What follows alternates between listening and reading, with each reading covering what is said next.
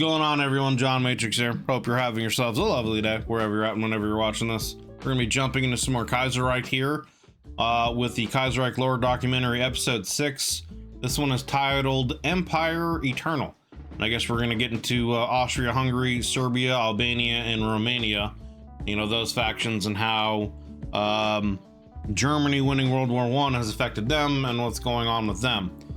So I've been really enjoying this alternate history documentary series so far, and if you guys have too, then do me a favor, links are down below. Click the like button on his on this video here, and if you're enjoying, you know, give Kaiser Cat Cinema a sub. Yeah, it's been super interesting seeing how he's just the blending of real world history events and then you know, using, I don't know if a lot of these people are real life people. I assume some or most of them are, but I also assume that there are probably a few characters of importance that are fictional for the story. But it's just interesting seeing like the divergence points on some of these things, some of them small, some of them large, and just seeing how the effect spreads essentially and how it's changed the course of history, you know. So let's see what happens in this episode today with all these factions. If you'd like to join us when we do these reactions live, we'd love to have you guys come in and join the conversation. There is a join button underneath the video, as well as a link in the description for the YouTube membership benefits and tiers that I offer. If you've been around the channel for a while and decide you want to take your support to the next level, check those out and see if any of that would have any interest. But with all that said, let's get in this, let's get this bread. Jump into the video here. Oh, well, monitor is not wanting to show up. There it is. Let's go.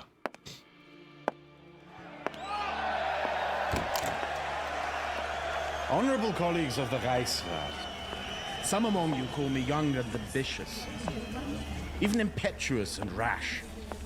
But I stand here today as a representative of the Progressive Party. I stand here to represent our hopes for the future. During this the Emperor protects. the See Empire Aquila has again. bled and suffered. Let this sacrifice mean something. To the honorable members, I propose the following. We must go forward as an alliance of equals, a great Danubian federation at the heart of Europe. Look out the window, honorable members. There can be no pretense that the status quo is sustainable. 24 nationalities squabble while the nation stagnates. Your decisions today shape our collective futures, not just our own, but those of our children and grandchildren. Will they grow up without fear of war? Will they grow up to see a future where every man is equal, regardless of language or class? Or will this parliament entrench the old ways that have failed us? On all sides, our empire is surrounded by revanchists, extremists, and demagogues. But the true enemy sits inside this very parliament. Honorable colleagues of the Reichsrat, Austria-Hungary stands on the precipice. A house divided cannot stand.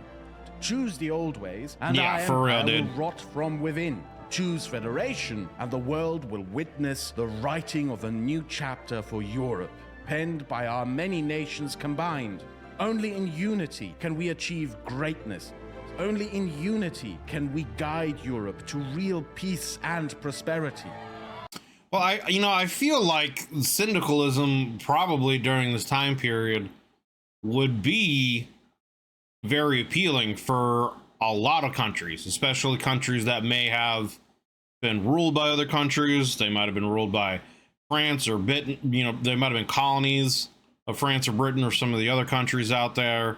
And now that those empires have fallen and they're looking for their own identity, especially one that is based on the working class man rising up and seizing power and overthrowing monarchies and tyrants, etc., you know, is it any wonder why it's spreading like wildfire throughout the globe? I implore you all to choose progress, to choose federation. So it sounds like these countries are going to be creating their own kind of federation of sorts. We're gonna have, you know, the United Federation of States instead of the United Federation of Planets, you know. Well, little Star Trek there.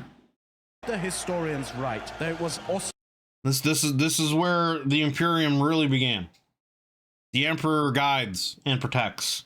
His light leads the way. Austria-Hungary that led the world into modernity. That we embraced the bright flames of progress. And I mean, technically, right? He supposedly was born in Persia. So, I mean, that's, you know, in these areas, it's close to it, right? Or am I mistaken? Or is Persia over to the left more? I can't really tell with this map, because that's Italy right there, right? I think Persia actually might be to the right more. Into modernity.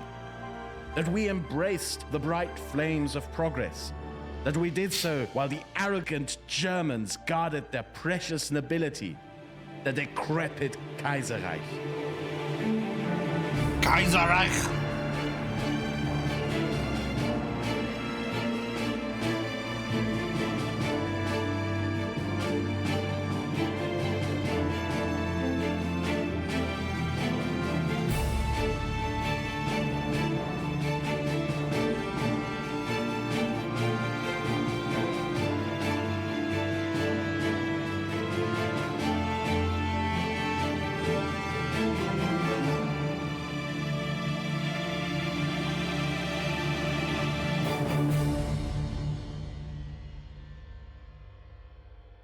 The story of Austria-Hungary, in many ways, is the story of the House of Habsburg.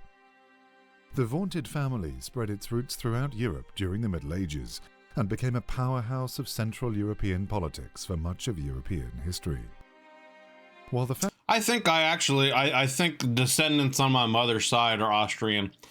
If I'm not, I could be mistaken, but I want to say I was told a story at some point in time by one of my grandpa that a distant like relative was some kind of Austrian royalty or whatever that was deposed during, I guess, more of the rise of Christianity, because my family on my mother's side was very Lutheran, and so once some religious stuff was happening, they got like exiled or whatever and pushed out of power or something like that, I think. So I don't know enough about that, and I guess some of those stories from my family have been lost, but supposedly I could be descendant of some kind of Austrian royalty or former Austrian royalty.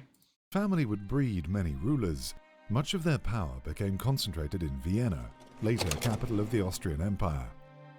Here they forged Austria as the successor I have no state idea if to the it's true Holy or Roman not. You know, I have no way of absorbing knowing. enormous territories on both banks of the Danube. I guess I could do like one of those 23andMe things or whatever and see, you know, where my bloodline and stuff would come from, but who knows if it would actually like really say, you know, tell anything. Later, the crown allied with the Hungarian nobility, forming the world's most prominent dual monarchy. This federal monarchist state would henceforth be known as Austria-Hungary. By the turn of the 20th century, however, the emerging idea of the nation-state threatened the multilingual empires of old. Austria-Hungary, beaten twice by Prussia, watched helplessly as her northern dependencies were forged into the formidable German Empire. The ambitious Germans united a powerful centralized administration and began industrializing at breakneck speed. Austria-Hungary, with her poor rural areas and vast unconnected territories, would slowly slide away and become a second-rate power in Europe. The empire, which less than 100 years before orchestrated the reigning order of Europe, now seemed an embodiment of the kind of decrepit feudalism from which it had emerged. As kindred peoples united in brand new nation-states, Austria-Hungary desperately tried to hold its many minorities under the imperial crown's sway. Soon, the empire was viewed with contempt, both within and outside her borders. The dual monarchy was loathed by Russia and the Balkans, preyed upon by Italy, and despised by revolutionaries.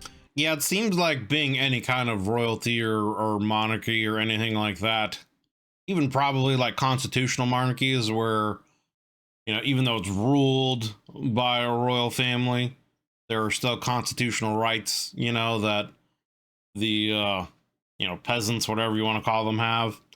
Probably, like, during this time period, it does not sound like a good place to be. Sounds like the flip is, the script is flipping. By the time of Franz Ferdinand's assassination, the opening shot of the Great War, Vienna had become dependent on German economic and military aid. The ancient rivalry with Prussia... Strange bedfellows, as they say, Kelshman. But a fraught one, all the same. The Central Powers rallied behind Germany out of necessity and shared enmity for the Entente, but there was little love lost between them. Victory in the Great War would do little to settle the internal troubles of the federated state. Austria-Hungary's performance in the Weltkrieg had made the empire a laughingstock internationally and fueled internal dissent on how the country was managed. Things would come to a head in 1916 with the death of the Austrian Emperor Franz Joseph. In November 1916, Franz Joseph, Emperor of Austria, died, old and bitter. Riddled with pneumonia, many in the press likened the monarch to the... It's crazy,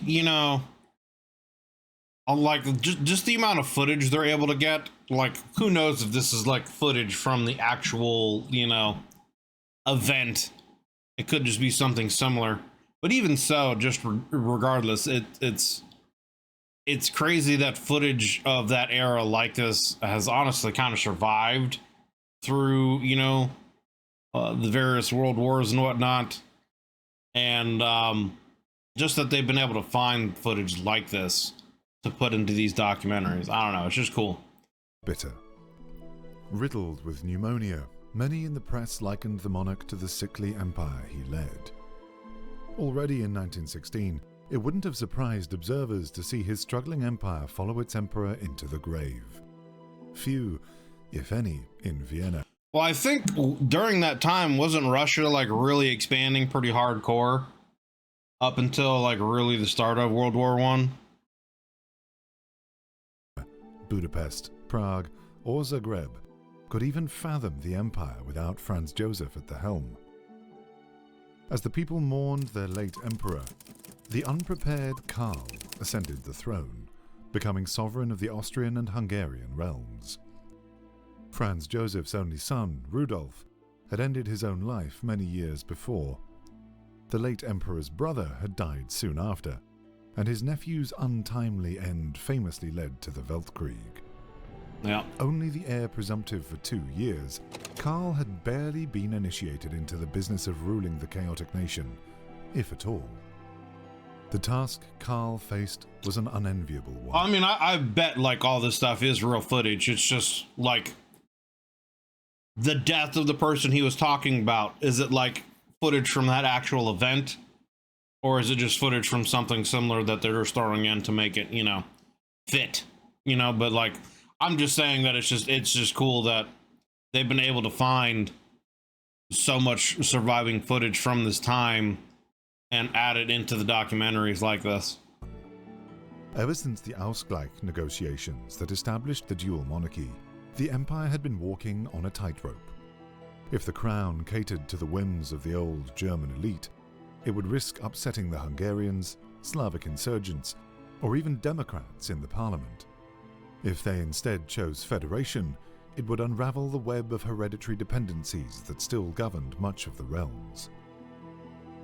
It seemed a political wind either way could sweep away the empire, and so Austria-Hungary stumbled on, mockingly called the second sick man of Europe, by both friends and allies.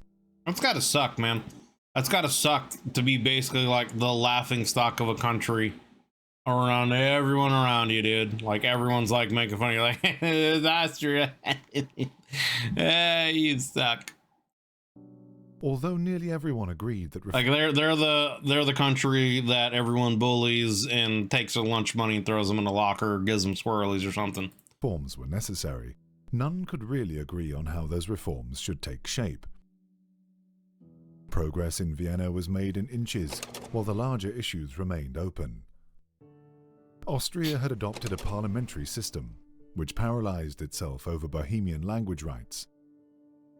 Hungary, on the other hand, became a virtual one-party state, as conservative elements conspired to keep the status quo intact.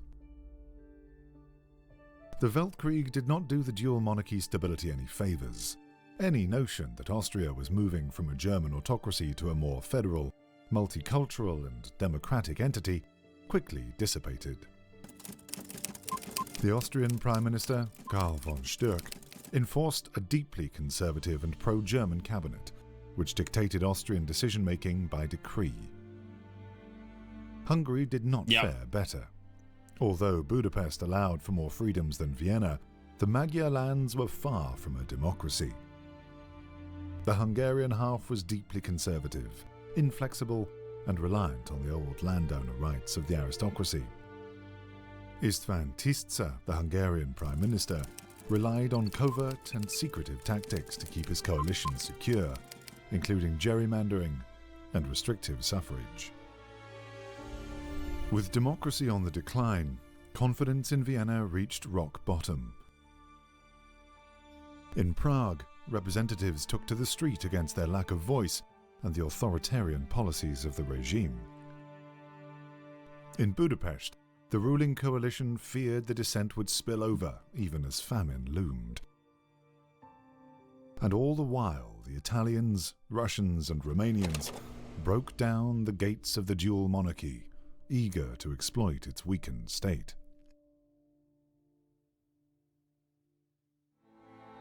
The closing war years were marked with a rapid succession of parliamentary crises for the struggling empire. For the Habsburg domain to survive the Weltkrieg, bold action was not just necessary, it was vital. With few other options, the young emperor embarked on a series of reforms aiming to stem the turmoil in the Danubian monarchy and save Austria-Hungary from imminent collapse. Some time earlier, Prime Minister Stürk had been assassinated by political rivals. Yikes. The Austrian emperor decided to instate Heinrich von Klamm-Martinitsch to lead a reformist cabinet. However, to restore parliament, Emperor Karl still required the backing of the German nationalists. These radical factions had no great love for the progressive overtures of the crown. For their political support, they demanded a heavy price. In exchange for backing a new administration, the emperor would have to press a long-time nationalist demand, the so-called Bohemian question. German would have to become the sole official language of the Austrian half of the empire for the nationalist bloc to agree to any restoration of parliament. Naturally, this upset not only the Czechs, but also the Polish, Ukrainians, Slovenes, and Croats. Klamm-Martinitsch. I mean, that's just a rough situation in general to be in if you're like in any part of government, because there's so many cultures and upbringings that are mixed together in this one little area that you're not gonna like make anyone happy. Everyone's gonna get pissed off at you. So it's like, are you supposed to govern and do things and like move forward? You know what I mean? Like, I guess in those situations, it's like you got to figure out how to find a common ground, but it almost seems like there is no real common ground other than I think everyone hates Russia, right? Would end up recalling parliament with the like they all hate Russia and are afraid of Russian expansion, so they're like working with Germany essentially. Promise to give in to the German nationalist demands. However, the cabinet wavered and walked back their promises in the 11th hour. Many saw this as weak and backhanded governance, unbefitting the offices of the Minister-President of Austria. Soon Klamm-Martinitsch found himself with neither support nor credibility in the Reichsrat, the Austrian parliament. His government fell not a month into his premiership, and Klamm-Martinitsch was replaced by the German-backed Ernst Seidler. Man doesn't even get a month in office and his entire government collapses. That's rough. The new prime minister did not fare better.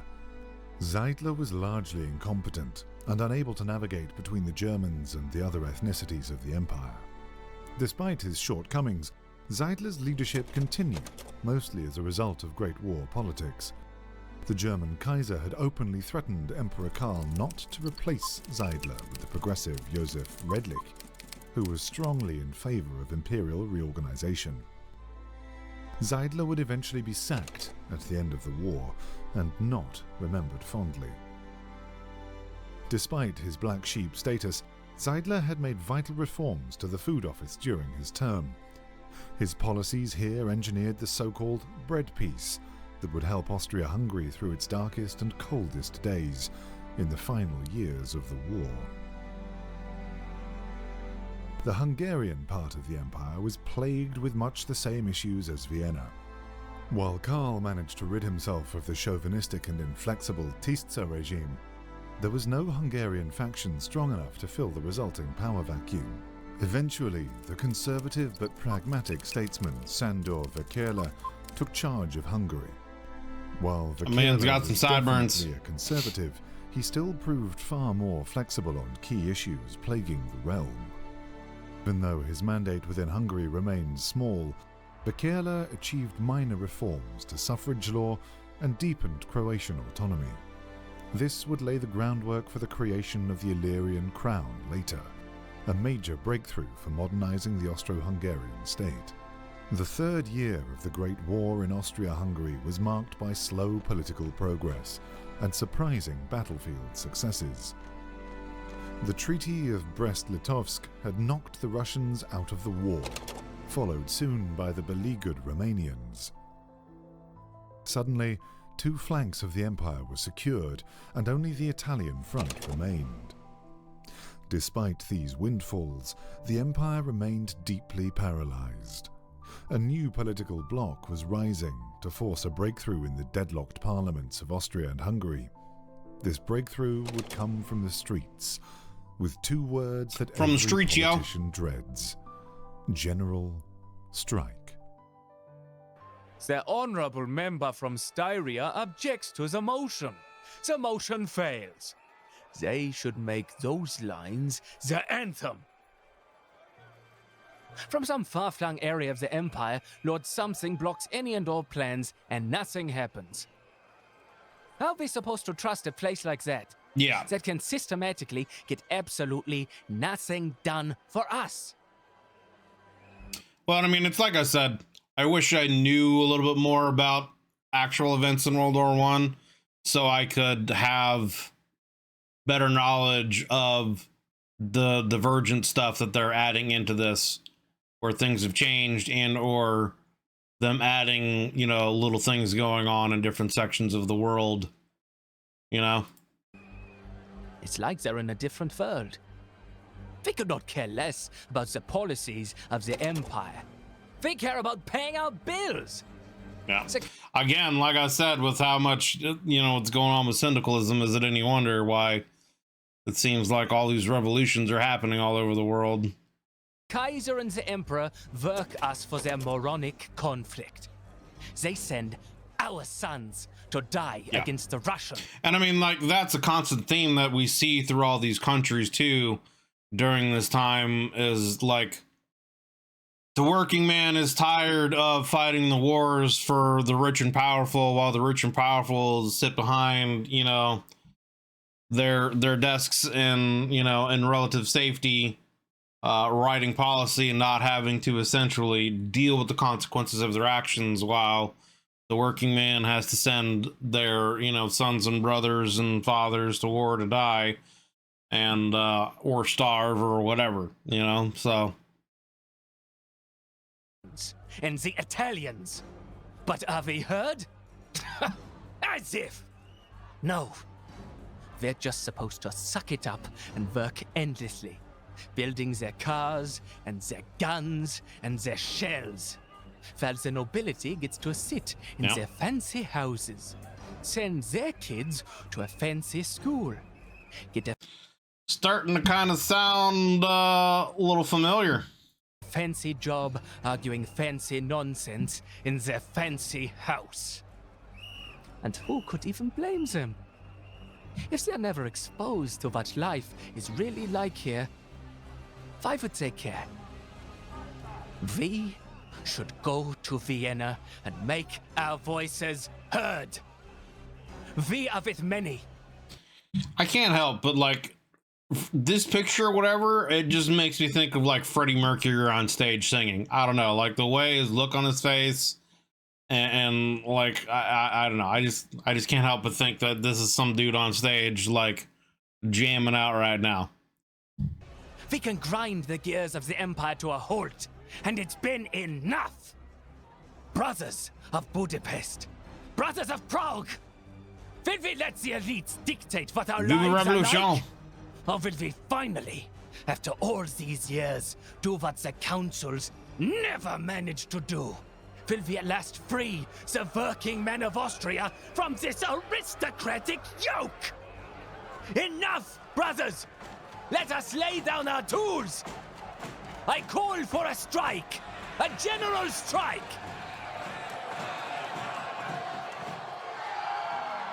Yeah, and I mean, again, it's like, what are you going to do then now if you don't have a labor force to back up and do anything, to produce any goods, make any goods, etc.?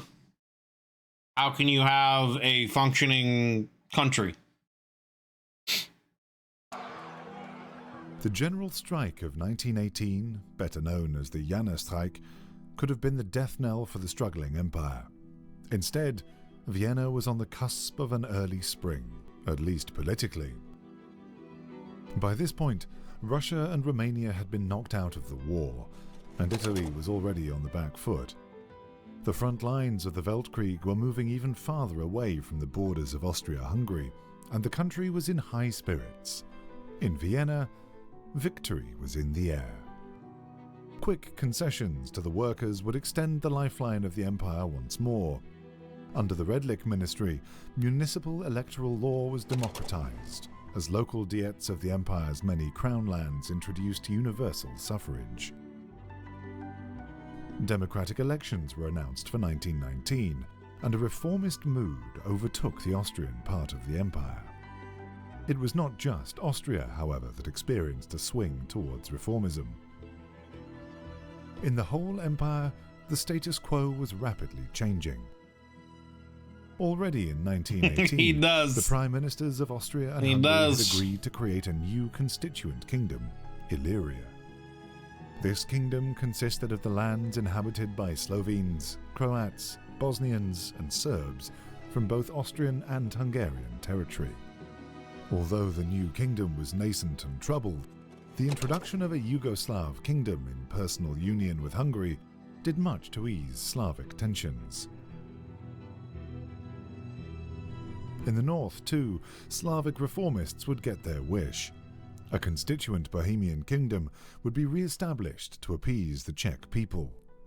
While German nationalists remained staunchly opposed to Bohemia's creation, they had become politically marginalized following the election of 1919. The land of the Crown of Wenceslas, as Bohemia was formerly known, crowned Karl its king on September 28, 1920. After this wave of progressive reform, the political pendulum would swing again. In outrage, reactionary and conservative Germans conspired to take down the Redlich ministry. The radical right wing of the empire attempted a reversal of the reforms that had empowered Bohemia and Illyria. I feel like it's going to backfire on them. Succeeded in taking down the governing coalition, they soon found out they had overplayed their hand. Yeah. When the general public came to the vote, it was the nationalists that were blamed for causing yet another round of political squabbling. The election that followed produced a surprise victor.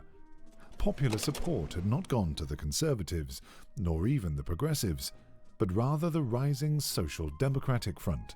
The Emperor, in his elation, assigned Karl Renner to form a left-leaning cabinet, despite the syndicalist revolutions that had shocked France and Italy some time before. That is a hell of a mustache. The left was to the chagrin of the German Kaiserreich, which had grown paranoid of syndicalist incursion into her own language I sphere. bet. Now, Relations between Austria... which is why you would think that, like, them playing their hand like they did, you would think they would worry about that, especially after a massive general strike had already happened, and there's still, you know, what's the word? What's the word I'm looking for? Civil unrest, essentially, you know, going on. All you're going to do is like spark those flames even more. Austria-Hungary and Germany had become polite at best, and the idea that Vienna would seek closer cooperation with France made the German nobility nervous. In German newspapers, the Austrian emperor was mockingly called Comrade Karl, or, sordidly, the Socialist Emperor. Socialist Emperor. At the time, it seemed like the chaotic years that followed the... I mean, yeah, having something like that so close to your doorstep, I'm sure would make Germany pretty nervous. Again, especially with how popular syndicalism is becoming. Strike and the... Again, they could easily find themselves surrounded on all fronts. Great War had solidified Austria-Hungary's evolution into a democratic federation of equals. Well, it seems like that's what's going to happen. In many provinces, Austrian and Hungarian chauvinism had given way to the popular Social Democratic Party, riding a wave of reformist fervour. Renner, who had become Prime Minister in the electoral upset of 1921, wasted no time trying to solve many core issues that plagued the empire. Many were worried that the socialist Renner ministry would inevitably drive the empire into syndicalist arms. In truth, however, the Social Democrats mostly shied away from major political reforms. The only true break with tradition Renner achieved was the enfranchisement of women. The ministry focused mostly on socio-economic reforms. The accessibility to social housing in cities like Vienna, Salzburg, and Graz was expanded. Schools and kindergartens were secularized, and the taxation system underwent a major overhaul to better suit Austria's new finances. All sound like good changes. A reformist mood set had overtaken the country. After years of conservative progressive domination, the failure of the coalition to meet popular expectations led to a victory of the Social Democratic Party under Mihaly Károlyi. Similar to Austria in earlier years, Hungary greatly democratized after the election of 1922, with universal suffrage finally introduced. Furthermore, Károlyi began undercutting the long-held power of the aristocracy by introducing major land reforms, which would dwindle the power of the landholding class. Under Károlyi, the so-called Apponyi laws were repealed. These had been a prominent aspect of the pro-Hungarian Magyarization policy of the last decade.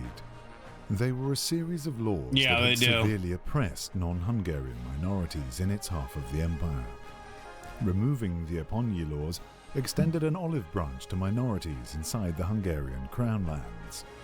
Additionally, both Vienna and Budapest pushed back against militarist traditions which had severely undermined civilian rule and peace before and during the Weltkrieg. Seeing the military budget as increasingly unnecessary, a sense of peace and prosperity under responsible and representative government washed over the Danubian monarchy. But this era of optimism would, in the end, prove mostly gilded. Yeah, of course. Károlyi's ambitious government overstretched itself and quickly faltered against conservative resistance. In Austria, the death blow for the socialist experiment came quickly and unexpectedly. Rip. When in 1926 a general strike in the United Kingdom turned violent, wildcat strikes throughout Austria-Hungary sprang up in sympathy with British workers. While the government both silently and explicitly condoned the strikes, they faced increasing backlash from anti-syndicalist voices in the empire, which united under the conservative parties of the empire's constituent realms. Interesting. It would not be long until the British strikes had turned into a full-blown revolution.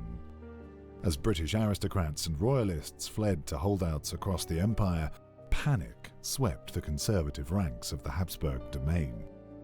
Led by the devout Catholic Ignaz Seipel, Austrian conservatives started to pressure the emperor to dismiss Renner, fearing that Austria's fate was soon to share Britain's. The emperor, although startled by the revolt, refused to dismiss Renner. He had fought hard to restore the parliamentary system in his early reign, and he was unwilling to undo years of progress by interfering now. Despite the emperor's support, Renner's government collapsed quickly after British syndicalists proclaimed the Union of Britain. Swept up in their victory in Britain, some factions within syndicalist France and Britain dared utter the words "World Revolution." In truth, those factions were political fringe movements at best. Despite this, and I mean, it sounds like this is happening very close to, again, like the general strike and civil unrest that happened in the Austria-Hungary, situation. Seems like it wasn't that long ago. So again, the fact that the British revolt was successful and they overthrew their government, and now they have the British Union, and the French have also done the same. It's not surprising that syndicalism, again, would be very appealing to, the common man in these countries. Conservative newspapers and radios ran with the story, with enthusiastic support of the German Kaiserreich. Yeah, the wildcat strikes in. It doesn't sound like he's a bad. I mean, it sounds like a lot of stuff that's going on. Is just trying to do your best under the circumstances, and it just not being enough. Essentially, like there's too much change and revolution happening, and it's just causing they're not able to essentially get a stabilized government to like actually take root. Like once a government, gets reformed, once certain reforms happen and a government seems to stabilize, something else happens and another kind of uprising seems to take root, and then they have to like pivot and change again to to keep going, essentially. You know what I'm saying? And this just seems to be another, spoke in the wheel, I guess, Austria were dispersed, and in a tide of anti-syndicalist sentiment, the conservatives swept to power. Syndicalism was now the unifying enemy, and the Austro-Hungarian pendulum had swung again. And I mean, I could easily see this also being a situation where it's like, okay, because the anti-syndicalism has taken root, that's gonna, want them, that's gonna bring them probably closer ties with Germany, because obviously Germany sees syndicalism as a threat. So in Hungary, Karolyi's government collapsed with an even bigger bang. While Renner had largely remained silent on the wildcat strikes, Karolyi explicitly endorsed the British revolutionaries. After calling for a general strike in sympathy with the syndicalists in the United Kingdom, his coalition shattered almost immediately. As chaos erupted in the streets of Budapest, the Prime Minister was ousted in a vote of no confidence. The Hungarian gendarmerie battled with pro-syndicalist strikers in the streets Have of a the good one, Hungarian Howard. capital. Take it easy, brother. Following the chaos, numerous prominent Hungarian leftists fled the country for the Commune of France, in the hope of mounting syndicalist resistance from abroad. The progressive days of the Danubian monarchy were numbered, as new, conservative, highly anti-syndicalist cabinets were formed throughout the realm. It was summer, I think, or at least a very warm spring. I was preparing the fields for the sowing when I spotted a large column of trucks speeding toward the capital. It was quite a sight, I can tell you that. Even during the Weltkrieg, I'd never seen that much armor near the estate. The fighting was always far away, in Poland, Transylvania, and the Alps. Now, it seemed like the war had come to Hungary. I wouldn't have given it much thought, were it not for the terrifying national address the Emperor had given the day before, Riots in Budapest, he had said. The socialists had taken to the streets. That no good jobless rebel.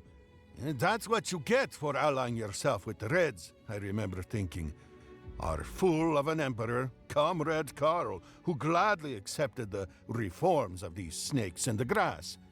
The local pastor was right, I tell you. Never trust a socialist. They promised us they were nothing like the French or British syndicalists.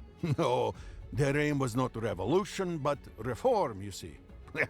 It's interesting that that's really kind of the statement, honestly, with, again, like, there almost already being an uprising of the, a workers' revolt. You would think that they would want to embrace syndicalism more, but it's interesting that they're actually pretty against it. And all the good it did us. The minute that leftist rebels saw the winds turn against them, they reached for rifles all the same. No good, jobless, loft socialist, syndicalist, Marxist, whatchamacallit, anarchist, Jacobins. Rats, the whole lot of them. Rats who deny the Hungarian way, the true way. We are simple people. We have no interest in these Western European fancies of socialism. One people, one nation, and only God can give the right to rule. That's the creed I live by. I heard the leftists learned that lesson well that day. The city kids from Budapest, Pozsony, Kolozsvár got the hard end of a baton, the cold inside of a cell, and their entire government collapsed and fled. Now, Hungary is once again led by God-fearing men, and the socialist experiment is over. Good riddance, I say. Long live Hungary, and long live the old way. The syndicalist revolution had upset the political trajectory of the Habsburg Empire. After conservatives had regained their power in both halves of the empire, a veritable Red Scare swept across the nation. Conservatives and reactionaries refused to cooperate with the Social Democrats in nearly all matters, fearing that any concession would pave the way for another syndicalist revolution. The groundbreaking progressive reforms of the Social Democrats had ground to a halt. In Hungary, the chaotic collapse of the socialist Karolyi regime had left a bitter taste, and Hungary turned instead to the old establishment, and did so quite literally. It's funny how in such a short time they literally did a full fucking 360 as far as it went politically, starting out with a monarchy, going away from kind of a monarchy, and now seemingly they're going to reinstate a new monarch. In 1926, at the age of 81, Albert Apponyi rose to power again. The aging conservative led a cabinet stacked to the brim with anti-socialists and Hungarian nationalists. Despite this, Apponyi returned to the political stage to reshape his legacy into that of a moderate conservative. In the closing chapter of his life, Apponyi wanted to become the architect of a new political consensus. Such ambition was met with derision from the realm's many minorities. To minorities in Hungary, Apponyi was an architect indeed, the architect of the hated Apponyi laws. These repressive Hungarization laws were removed by the previous regime, though, true to his word, Apponyi did not reinstate them. Perhaps the wisdom of age had indeed softened the grand old man of Europe. The new Hungary was much like the old Hungary, but bolstered by the public fear of syndicalism. Those not with the consensus, it was said, but with the Internationale. Yeah, it seems like he's being a little more lenient this time in order to make sure he curries as much favor as possible from all the different cultures and peoples, especially, with the threat of syndicalism. He doesn't want to cause any... He's trying to essentially appease as many people as possible while bringing back as much of the old ways as possible and fighting against, syndicalism and socialism, etc. It's pretty fascinating how they literally did a 360. They literally have come full circle back to where they started. Aponyi enjoyed wide popular support as he began rolling back much of the reforms of the Hungarian socialists. Hungary was returned to its pre-1921 state, a highly nationalistic, aristocratic, and pro-Hungarian realm. Fearing the syndicalists more than their own elite, many welcomed the sense of normalcy the government seemed to offer. The conservative government was further bolstered by steady economic growth. And again, I don't know. I just find it fascinating that with all the, upheaval from the populace and the citizenry, you would think that syndicalism would have taken more root, but it's just interesting that it hasn't. It's interesting that it kind of started to, and then for whatever reason, they just changed their minds, like at the last minute. And we're like, nah, dog, I think we want to go back to, going to church on Sundays and having family dinners every night. You know what I mean? Like, just going back to the old ways. We had a pretty good, we don't need any of this newfangled syndicalism stuff, Both in Austria and Hungary, the standards of living had been rising and business was booming. Radios, vacuum cleaners, and electronic lighting became increasingly common in the vast nation. Although the conservative ministries took the credit for the prosperity of the late 1920s, much of it was only possible thanks to the reforms of the years prior, and such progress would prove to be rather fragile indeed. Dark clouds were gathering outside of the empire as well. By the 1920s, cracks were forming in the fragile sphere of influence Austria-Hungary has gained from victory in the Weltkrieg. To understand the dual monarchy's precarious position on the world stage, we must dial back to 1919 and the end of the Great War. When the Habsburg domain emerged from the Weltkrieg, it was not in any condition to annex vast swathes of land as the Kaiser had done. The empire chose to only minimally adjust the border with Romania and annexed some territory in Montenegro. While the Bulgarian Empire to its south vastly overstretched itself, Austria-Hungary took a more careful approach. Like the famous Metternich had done just over a century before, Austria-Hungary would find its power not through military, but through diplomatic, dynastic, and economic ties. To understand the empire's approach, we must turn back to 1914. Just going further back and back.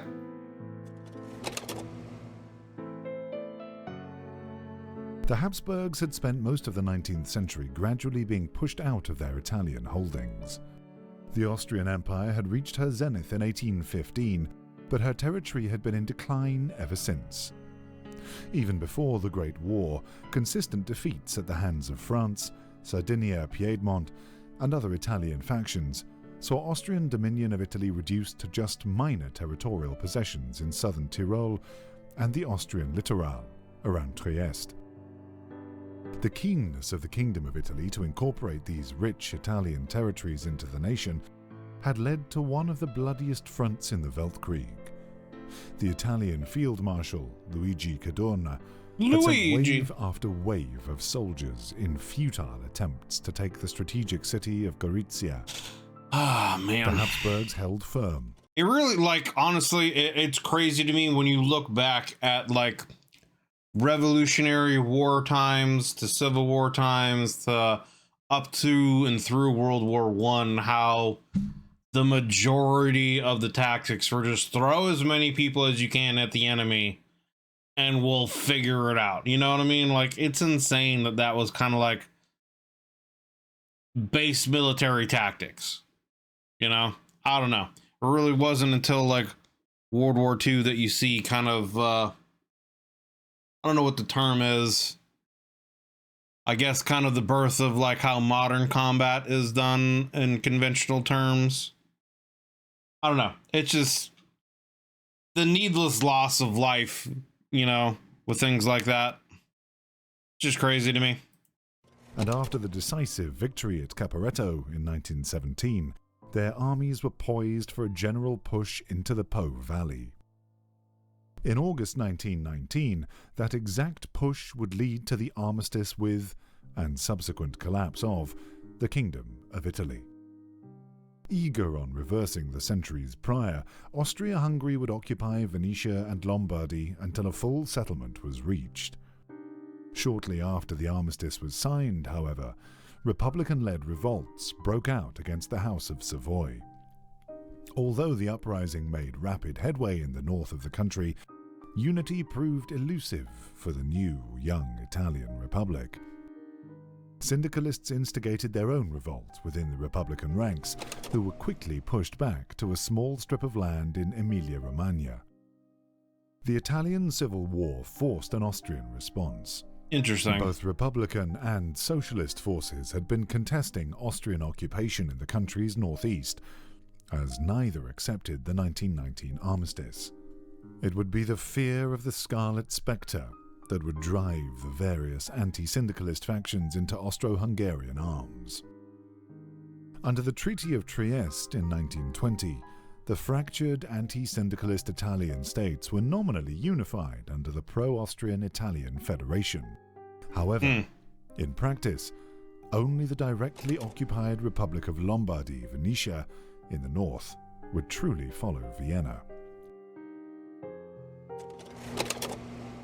Like Italy, Romania had entered the Weltkrieg with major territorial ambitions on Habsburg lands. Ever since the principalities formally united in 1878, Austria-Hungary bordered yet another hostile state that desired the incorporation of one of the empire's many ethnic territories. In the case of Romania, that was the prestigious and coveted Transylvania. Interesting. After the 1916 Russian Brusilov offensive had pushed Vienna to the brink, Romania eagerly joined the Weltkrieg on the side of the Entente. Her goals were clear. A crushing Hungarian defeat would secure the annexation of Romanian Transylvania. The decision would turn out to be costly. The Central Powers unexpectedly bounced back, and a force of Germans, Austro-Hungarians, Bulgarians, and Ottoman troops swiftly overwhelmed the country. It would take only 3 months for this allied force of nations to take Bucharest. Romania, however, refused to surrender. Instead, the government retreated to Iași, where it fought closely alongside Russia and France. When Russia faltered due to the outbreak of revolution, Romania was left isolated in the east. Damn, yeah. Her That's got to be a rough position to be Germany in. negotiated Russia out of the war with the Treaty of Brest-Litovsk. Alone and outmatched, Romania was forced to accept the humiliating Treaty of Bucharest. Austria-Hungary ended up demanding only minor border concessions from Romania. This was contrasted by the fury of Bulgarian irredentists, who demanded the new Lion of the Balkans claim much of southern Romania. The real winner was Germany, Of however, course. that secured considerable influence in the Eastern Balkan states with the treaty. Despite its relatively gentle treatment by the Central Powers, a sentiment of national humiliation quickly gained hold of the country. Rather than turning to syndicalism, however, Romania's population turned to the Iron Guard. Led by the young and charismatic Corneliu Geler-Codreanu, this was an ultra-nationalist, radically anti-socialist, populist, and xenophobic movement. I mean, I could see that happening simply because, I mean, yeah, just the events that happened, right? Like, all their countries and allies around them essentially let them down, and they were, from their point of view, right, forced to sign a treaty because, you know, France and Russia failed to kind of like keep up their end of the bargain, you know, in their alliance, you know, because of civil war and unrest in Russia. They were forced to drop out of the war, and then eventually France just basically lost and had to drop out too, and Romania couldn't keep up, so they then had to sign their own, you know, peace treaty.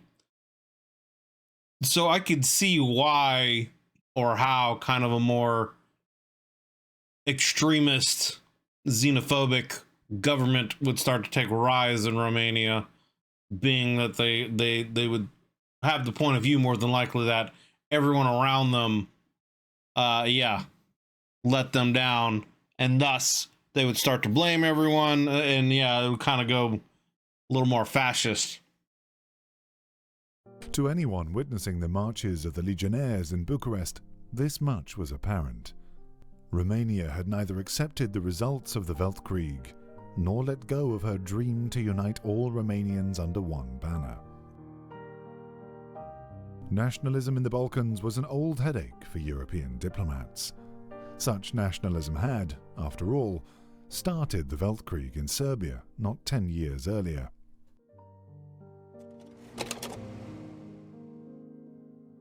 As the Germans would later have it, it was Serbian ambitions on the Habsburg lands that would be the direct cause of the Weltkrieg. Interesting. After rejecting Danubian demands following the assassination of Franz Ferdinand, Serbia kicked off a network of alliances that would end up radically changing the world order. Although it had initially survived bravely against the Austro-Hungarian onslaught at its borders, Bulgarian and German interventions would overwhelm the country in late 1915. As the Serbian government fled into exile, the fate of the combative kingdom fell to the occupying Austro-Hungarians and Bulgarians. Although the Bulgarians enforced their vision for their Serbian lands boldly and violently, the Austro-Hungarian occupation was as directionless as the nation itself. The belief of the military was that only a permanent and harshly enforced occupation could deal with Serbia as a direct threat. That's just going to cause more uprisings. This vision would also see small Austro-Hungarian expansion into key strategic strongpoints.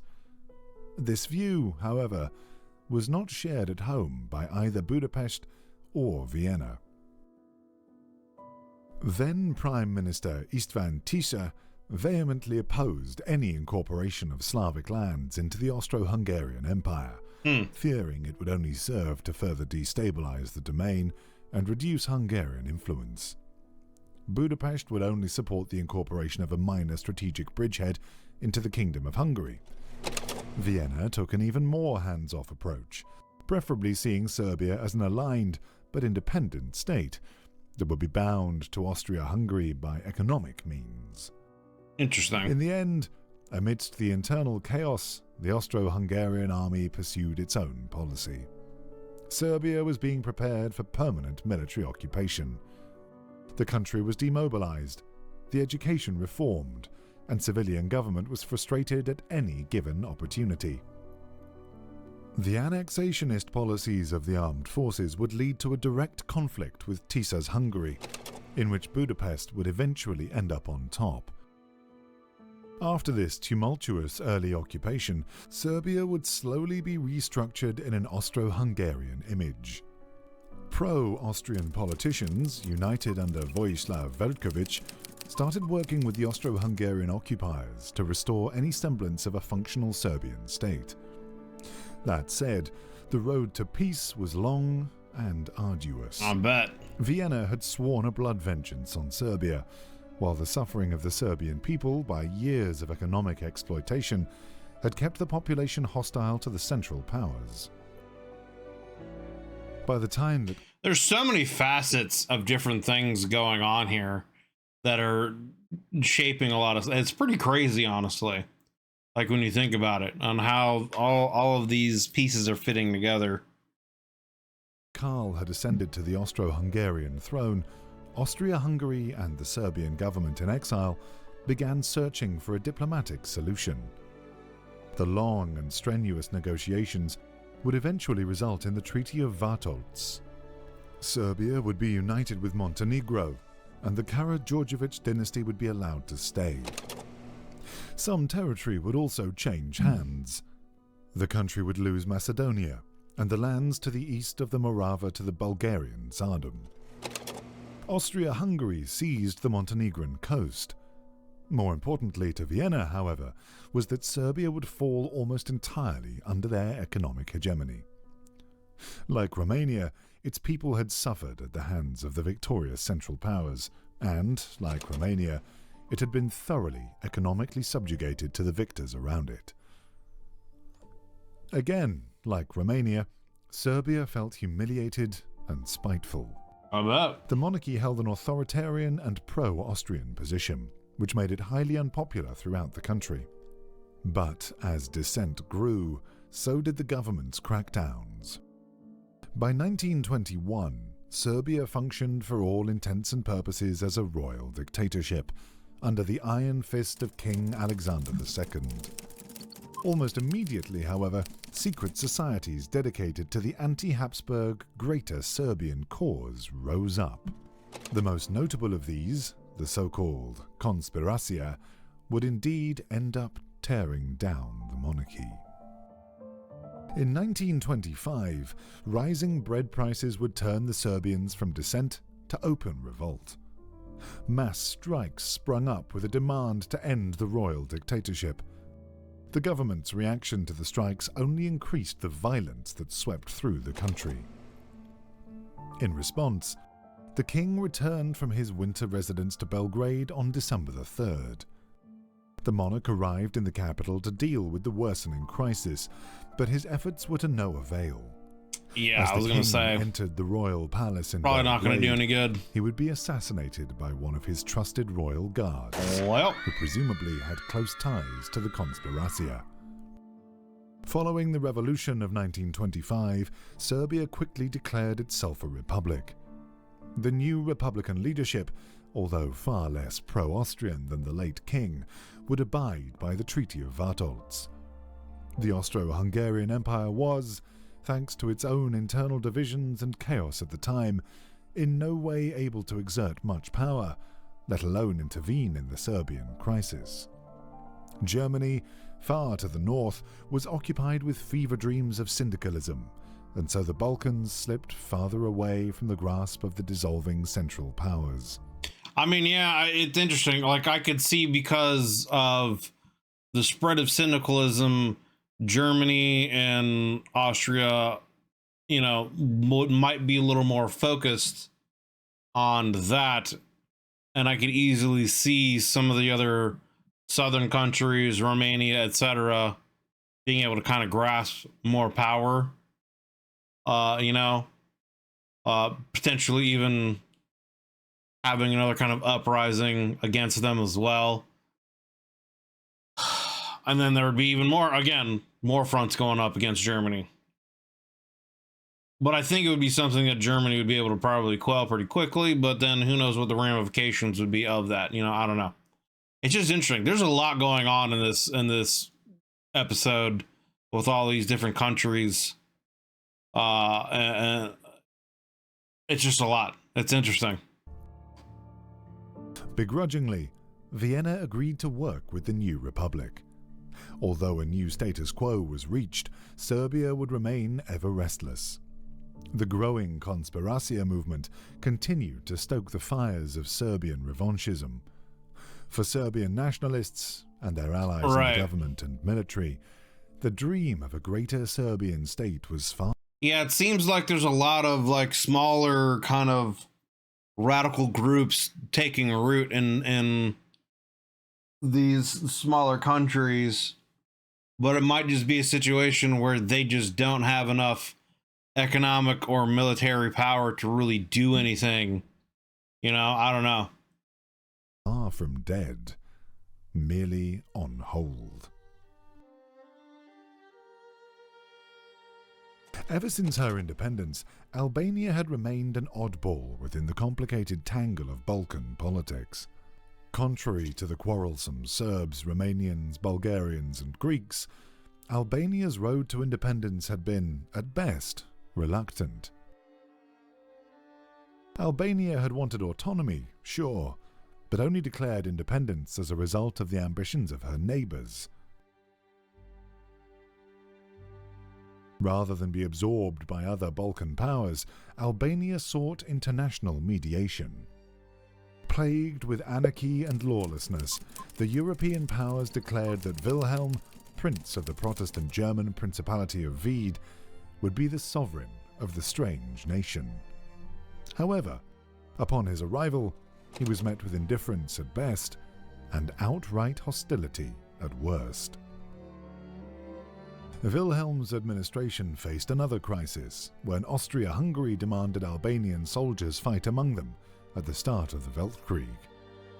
Wilhelm refused, on the basis that Albania was bound to neutrality by treaty. Having lost the support of one of his major backers, the Protestant Germans simultaneously faced several Islamic and pro-Ottoman revolts against his rule. That's a rough The position to German be prince in. quietly left the same year he had arrived. Wilhelm of Wied joined the Imperial German army, but officially kept the title of Albanian sovereign. This put the young nation in a strange situation where it itself was neutral in the war, while its sovereign was not. Yeah, that is so strange. Like, the nation is independent and neutral in the war, yet its sovereign is still fighting in the war. I mean, I guess it's one of those situations. It's just an odd situation. Like, he's sparing his country by fighting in the war and showing support, you know? I don't know. Albania remained in a state of law. It seems like an interesting, what's the word I'm looking for? It's just a unique situation where it seems like the leader of his country is actually putting his country's needs and his people's needs ahead of his own. That doesn't seem to be a theme you really hear about a lot throughout history, in particular around this time. It seems like he's going and helping fight with the Germans in order to spare his people from actually having to enter actual conflict. Lawless turbulence during the first 2 years of the Weltkrieg, as it became torn by various warlords who aligned themselves with different national factions. Despite Albanian neutrality, it was invaded twice. First by Serbian troops in 1915, and less than a year later by the Austro-Hungarian troops pursuing them. Only with the Treaty of Versailles in 1919 would the status of Albania be restored to any semblance of normalcy. As a concession to both Germany and Austria-Hungary, Wilhelm would return, and the Principality would be closely aligned with Vienna. For Albania, the settlement was doomed from the very beginning. Wilhelm continued to face Islamic, anti-foreign revolts, which eventually culminated in the Albanian Revolution of 1924. Under the leadership of the militant Avni Rustemi and the flamboyant Ahmet Zogu, the revolt took advantage of the permanent turbulence in Austria-Hungary to rid itself of Habsburg influence and establish an Albanian republic. Although Albania had rid itself of its foreign monarch, the nation remained under considerable Austrian influence. Tirana's desire to remain independent and Vienna's need of a reliable ally in the Balkans would continue to keep the nations aligned in the interwar years. Strange times made for strange bedfellows, indeed. Yeah. It's a lot, though, too. Like, honestly, it's kind of hard to keep up with everything that's going on and they're talking about with all these different states and different republics and the different kinds of revolutions. And, I don't know, it's a lot.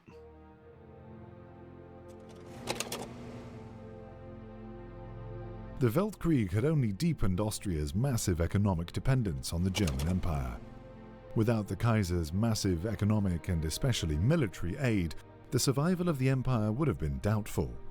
But while posters during the Weltkrieg showed the great empires of Central Europe side by side, under the surface, that doesn't seem to be the case at all. There was trouble in paradise. Yeah. It seems like there's all kinds of little factions going on throughout the empire that are against each other, and there's not any kind of unity whatsoever. It honestly, like, really surprises me that with all this stuff going on, that Germany was able to even kind of win the war. You know what I'm saying? Like, the Germans' demand not to name the progressive reformer Josef Redlich prime minister in 1917 was a major cause of friction between the two kindred nations, and in the Austrian press, Germany was ever the boogeyman. Many went as far as to blame various political crises on German agents. The fall of the Austro-Hungarian socialists had been awfully convenient for Germany, right? After all. It would not surprise me if there's a lot of German influence in a lot of political things that happen in these little states and countries. And like you said, a lot of these things are very convenient. You know, the strike that they talked about earlier, the general strike that happened, and how that government went essentially from a monarchy, leaned more toward socialism, and then went all the way back to like literally putting the monarch that they got rid of back into power. You know, that kind of just screams like that was a little bit maybe of German influence. Someone that they know, you know, putting someone that they know and can control back in power that might have more, you know, mutually aligned interests against syndicalism. After Russia was forced to give up vast swathes of land at the end of the Weltkrieg, Germany and Austria-Hungary struggled to determine where borders should be drawn and how the new states would be influenced. Particularly Poland and Ukraine became contentious issues, with the two emperors frequently meeting to find a satisfactory solution. The empire had desperately wanted to bring Poland into its fold, but had found that in the end, the empire could hardly leverage their influence against the overwhelming military and economic dominance of the Kaiserreich. Despite Germany's protestations, Austria-Hungary managed to exert some influence over Poland by planting pro-Austrians in the King's Advisory Privy Council. I think they talked about that in the last video. Nonetheless, the presence of the German Kaiser's son on the Polish throne proved who was really pulling the strings. Austria-Hungary thus continued to play second fiddle in the new Eastern Bloc. They had gained some economic That's what I was wondering too. Sure, but the new states... Like, you would think that with all of these different things going on, I mean, maybe there's just bigger concerns going on that he has to deal with. Because there's all kinds of, you know, political changes and uprisings happening, you know, during this time period. That it might just be a situation where other people in his administration are tasked to deal with it, and maybe they're not. I don't know. But yeah, you would think that he would see this as more of a threat to his empire and would want to try to unify things a little bit more and quell a lot of the stuff. Right. Because, I mean, like, you just look at Germany, and I mean, even more so Britain, right? Like, there was literally like a small uprising that led to a complete revolution and overthrow of the monarchy in Britain. And it happened really quick. And syndicalism is spreading like wildfire, it seems, through Europe and potentially over in America and South America, according to that world map that we looked at before. So, like, you would think that the Kaiser would want to make sure that he has as much of a unified front as he can against this. Danced to the Kaiser's tune, not a Habsburg one. The Kaiser's new eastern map shifted Austrian influence to Galicia-Lodomeria. This was a majority Polish and Ukrainian constituency inside the Federation. It swiftly became a haven for Polish and Ukrainian dissidents. Vienna harbored these rebels openly in a bid to increase her influence, much to the chagrin of Germany. Economically, Austrian desire to free itself from the Kaiser's firm grasp and be a great power in its own right led it to pursue a course of economic nationalism. First, Vienna restricted German access to Austro-Hungarian markets by letting the Treaty of Salzburg expire in 1926. While these policies caused a mild rift between the two former allies, relations between Berlin and Vienna remained cordial. Whether the Central Powers could stand united against the rising threat of syndicalism remained to be seen, however.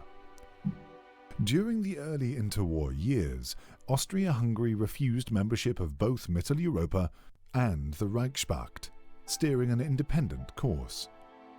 The empire was struggling, however, and the price of autonomy in a German-dominated continent was high. Yep. Austria's future was never certain. Countless times the country had tried to rebound and rebuild. The tumult of 1926 had shown how fragile the empire truly was. The economic problems of the realm were alleviated, but never solved. The social democratic and later conservative policies had accrued a staggering amount of national debt. With her economy leveraged to the breaking point, Vienna and Hungary were always a minor setback removed from a full-blown financial crisis. The day of reckoning would come in 1931. That year, the Kreditsanstalt, the largest bank of the Danubian monarchy, defaulted one final time. It had reported a loss of 100. So they ended up going their own Great Depression on May the 8th, and was forced to declare insolvency 3 days later. I wonder, like, because they haven't gotten into America yet, like, have they shifted essentially the Great Depression from happening in the United States to over here in Hungary? You know, did the Great Depression take place over here with all the financial crises that kept stacking upon each other, and then this being the straw that broke the camel's back, essentially? That's kind of what it sounds like. What followed was a complete collapse of the Vienna Stock Exchange. Yeah. People scrambled to rid themselves of their economic assets and shares as a run on the banks pushed the already fragile financial institutions over the edge. Yeah. In what seemed like just 3 days, an era of stability and progress had come crashing down. It's crazy, man.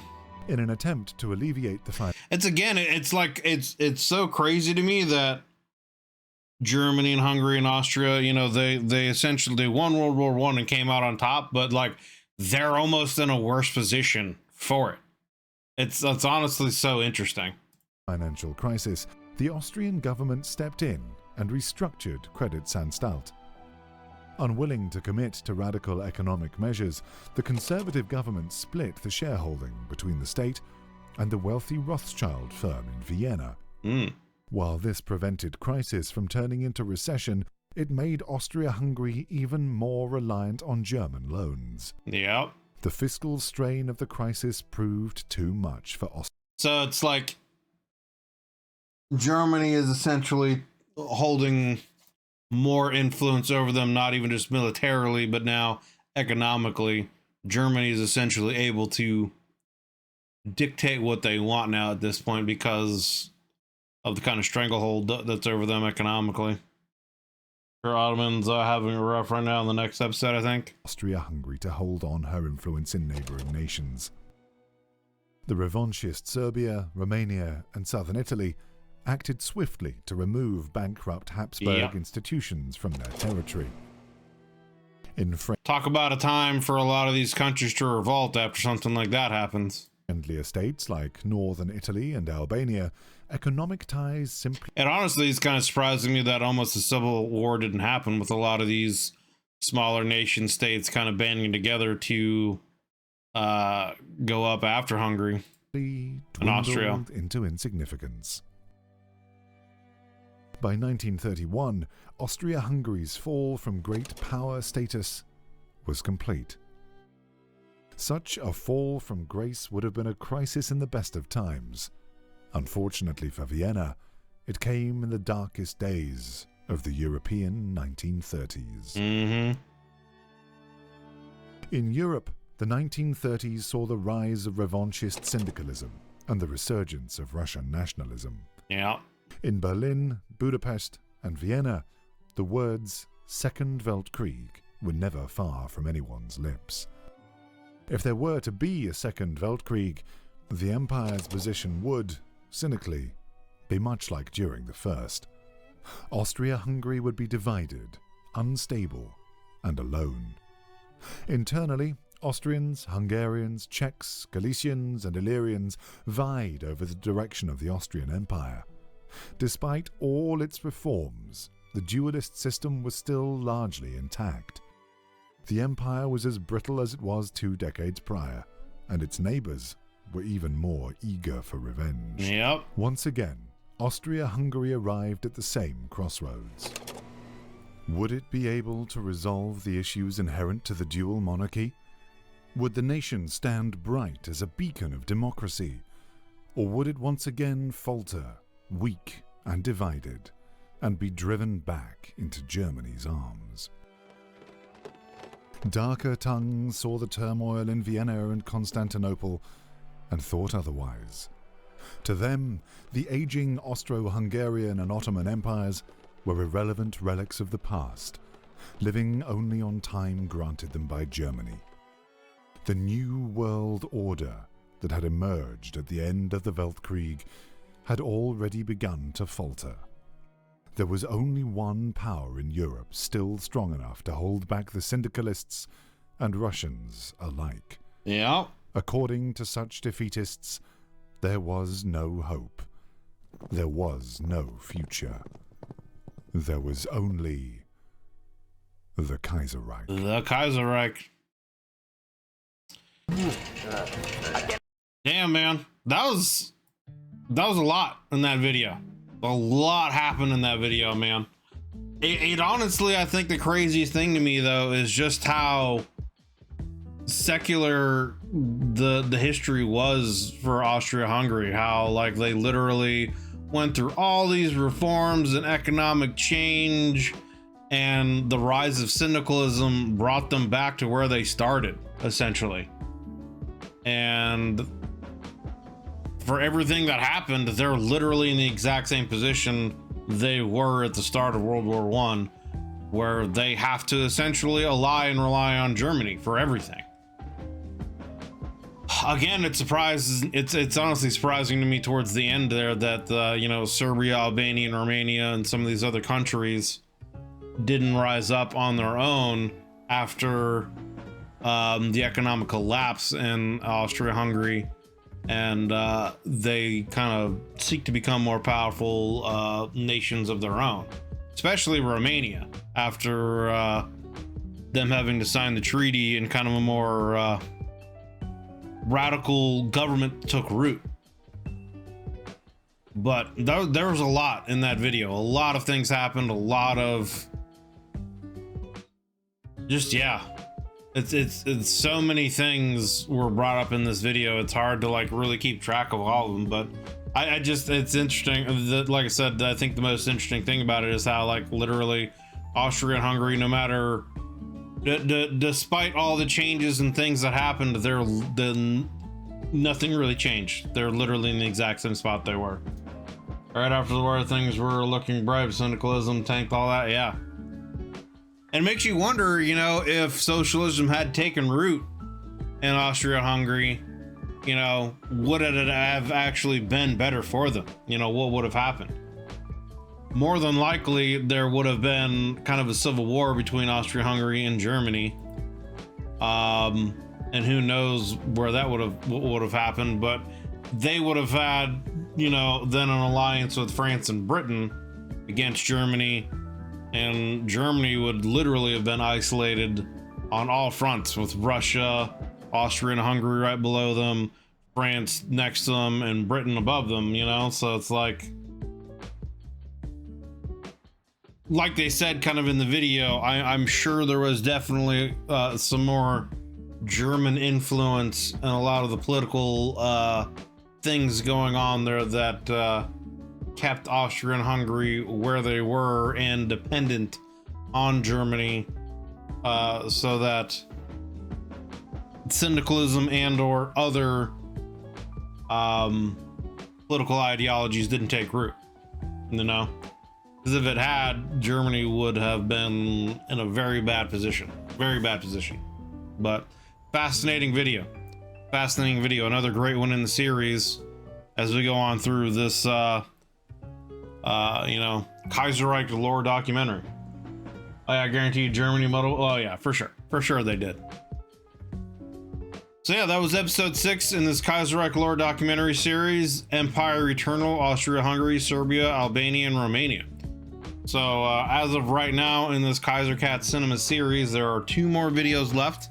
The next one is the longest one, I believe. I had it open and now I don't. Let me open it up again here real quick. Let me take a look at this playlist. So yeah, episode 7, Crown and Crescent goes into the Ottoman Empire, the Middle East, the Balkans, and Bulgaria. And that video is an hour and a half long, so I'm sure there's going to be probably even more information and things going on with all of those countries like there was in this one. So looking forward to getting into that one. We'll get into that next time, but that's going to do it for this one, guys. Appreciate you. Hope you enjoyed watching this video. If you did, consider leaving a like and a sub, as it helps me and the channel grow. If you enjoyed this video as we went through it, please do me a favor. As always, links are down below in the description to the original video without my commentary and reaction, and to Kaiser Cat Cinema's channel. Please, if you, like I said, if you enjoyed this video, go give the original video a like. And if you've been enjoying this documentary series so far, hit that sub button on Kaiser Cat Cinema's channel. Show the man some love. We'd love to have you guys come in here and join us when we do these reactions live. We'd love to have you guys join in on our discussions.